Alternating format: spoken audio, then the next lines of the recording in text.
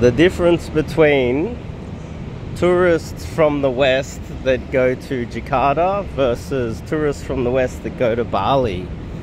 I think that's an interesting topic that I want to talk about, actually.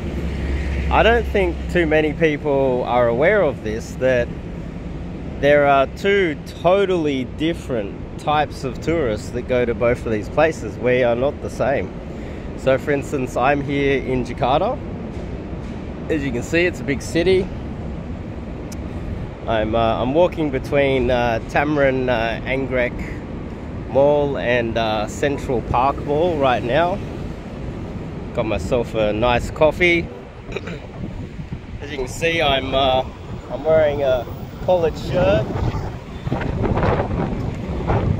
drinking a coffee, wearing a collared shirt, looking all I guess respectable to some extent, civilized.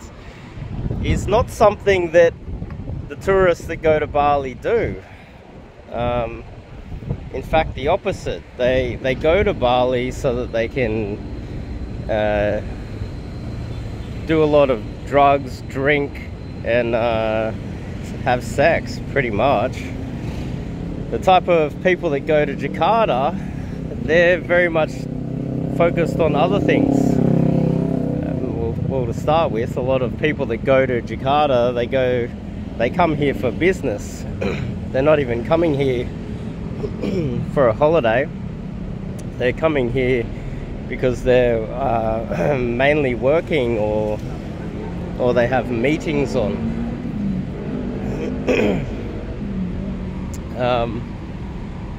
Which means that they're, usually far more civilized and well behaved. There's a slight difference between the demographics of Jakarta and Bali. Jakarta's more of a Muslim, more conservative sort of area, and Bali's more of a Hindu sort of, I'd say, far less civilized area. They're less conservative, more tolerant of sex tourism, drugs and alcohol, and all that stuff that comes with the tourism.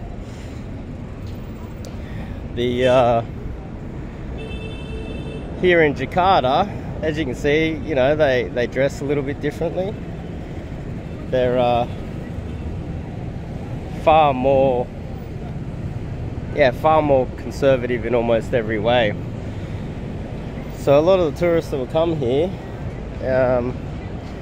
if they are tourists at all, have to come more for they have to be far more careful with how they behave. I noticed that even myself, if I am just friendly to too many people and talk to too many people, the local Indonesians will remember me. It's not like I'm doing anything wrong or anything like that. It's more that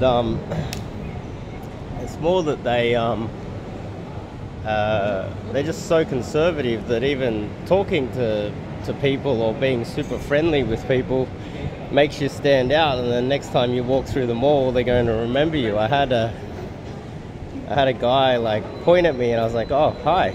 He's like, "Oh, we met, or we said hello." I couldn't really remember. I'm just friendly to everybody, and I kind of saw it as a bit of a negative, because I was too friendly with local Indonesians. Whenever they would look at me, I would like nod my head or whatever, and then they would remember me. And it's almost like me being friendly whenever they're staring at me, which is not my fault. It's not my fault that they're staring at me. But if they stare at me, I'll nod my head and maybe smile, or oh, there's a boulet. That's a boulet. It's quite rare in this area. And just being friendly and smiling when people are staring at you, because the thing is, people staring at you can be very annoying, to be honest. If they stare at you, my reaction is to like nod my head, maybe smile, maybe wave, like, you're staring at me, I might as well say hello. And that little connection, they're going to see it as if I'm making contact with them when I'm not. You're just staring at me and I'm being polite. And then next time they see me, they're going to make out as if it feels to me as if they feel that I was making the connection, when really I wouldn't have nodded my head and waved at you if you didn't make the connection with me by staring at me kind of rudely in public in the first place, and just left me alone so I could walk around and do my own thing. So just by doing that, I feel like I'm getting myself in not really trouble, but it gets a little bit, you know. That's just one example of how seriously conservative this place is.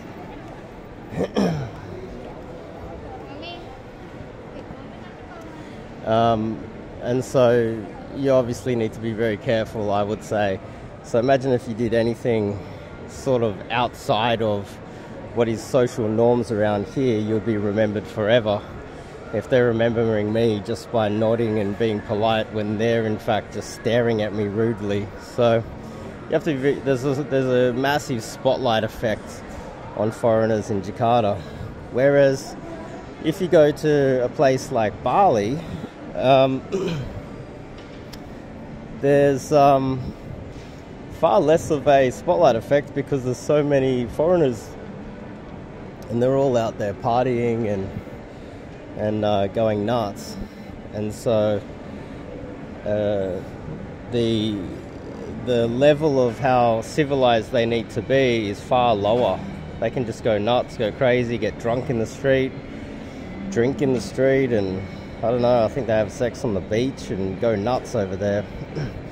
And it's almost goes unnoticed in Bali. Whereas, and they also dress poorly with like singlets and thongs, and they're not dressed like I am right now.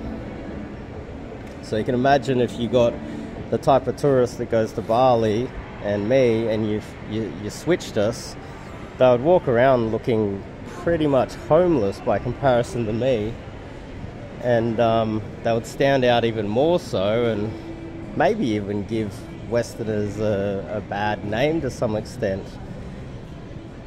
So there's obviously a little bit more pressure in Jakarta. You stand out a lot more. The spotlight's always on you, so you do anything sort of out of the norm, they're going to remember you and probably judge you for it. I think I've been judged multiple times. Maybe I'm too sensitive, I don't know. Maybe I'm too aware of it and I shouldn't be. But that's the way I feel in Jakarta. And so the basic overarching message of this video is that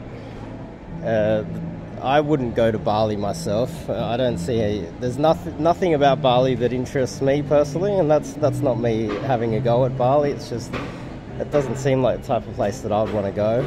We've got plenty of beaches in Australia, and there's plenty other tourist destinations that I'd like to check out other than Bali. But I think that the type of tourists that would go to Bali is totally different from the type of tourists that would go to Jakarta, and the way they would have to behave, the level of behavior and civility would have to be majorly different when comparing the two. But anyway, I'm on my way into the toilet and I have to end this video. See you guys in the next one.